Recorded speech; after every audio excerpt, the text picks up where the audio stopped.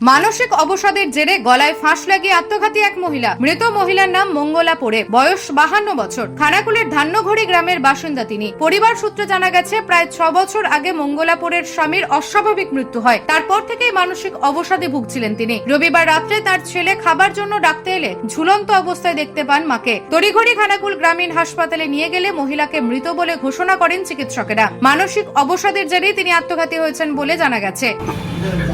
গত 5-6 বছর আগে আমার বাবা ধান জমিতে জলেতে তার লাশ পাওয়া যায়। সেই থেকে আমার মায়ের মানসিক মাথার আর কি, ঠিক আছে, সেটা আর কি প্রবলেম ছিল।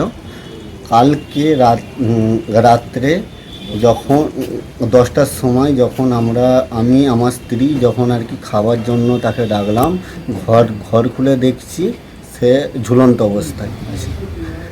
এবারে আমরা তখনই খানাকুল প্রাথমিক আর কি, ঠিক আছে, হসপিটালে আমরা নিয়ে এলাম চিকিৎসার জন্য। খানাকুলের ডাক্তার বললো যে মৃত। তখনই আমরা পুলিশের হাতে তুলে দিয়েছি। নিউজ আজ বাংলা, খানাকুল। তোর ছোঁয়ায় বদলে যায় মন, যতন করে সাজাবো আজ সুখী গৃহকোণ। মন পছন্দের শেষ কথা মানি লোকপ্রিয় মার্বেল অ্যান্ড হার্ডওয়্যার, সততাই আমাদের মূলধন।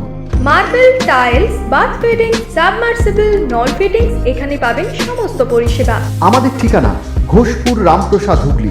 যোগাযোগ 8170926495 অথবা 7363023971।